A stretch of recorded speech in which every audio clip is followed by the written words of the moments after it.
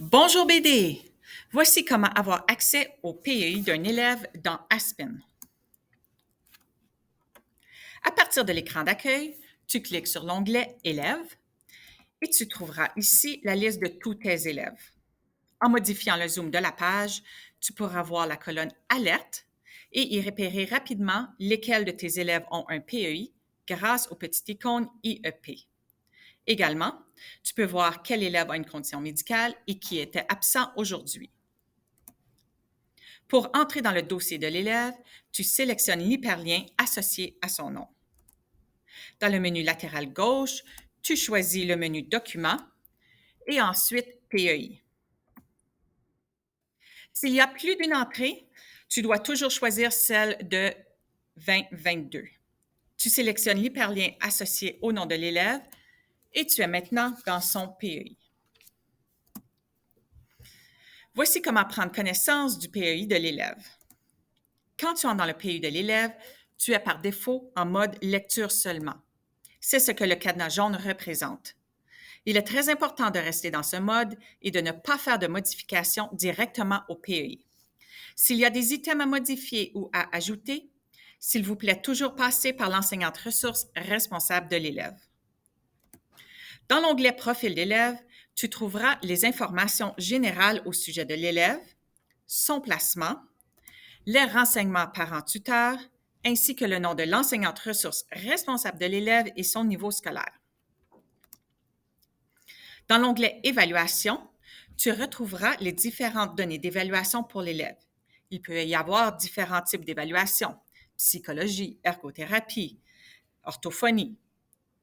Et également, tu retrouveras le résumé des conclusions de l'évaluation. S'il y a un diagnostic, c'est habituellement indiqué dans le résumé. Pour lire toute l'information, clique sur une date et une nouvelle fenêtre s'ouvrira. Dans cet onglet, on retrouve aussi les points forts et les besoins de l'élève. Et finalement, c'est dans l'onglet Cours et adaptation que tu passeras le plus de temps. Tu retrouveras la liste des cours à l'horaire de l'élève pour ces 2 semestres ou pour l'année scolaire.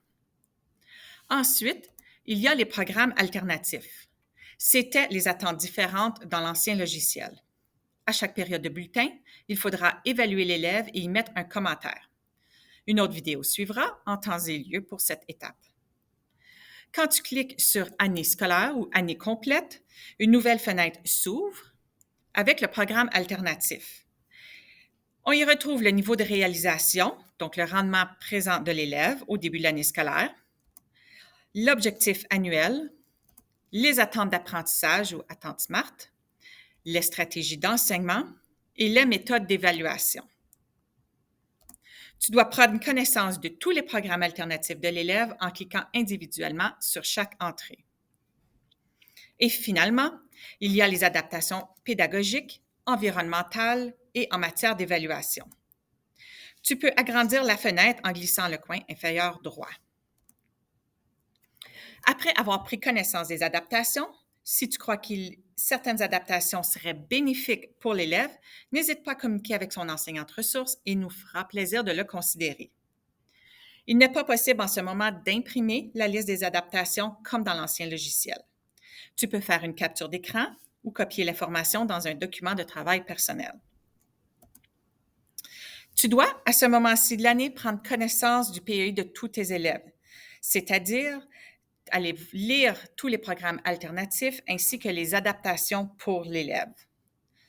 Quand ceci est fait, s'il vous plaît, envoyez un courriel à une enseignante ressource pour l'aviser.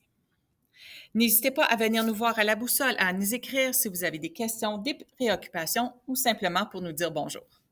Merci BD, bonne fin de journée.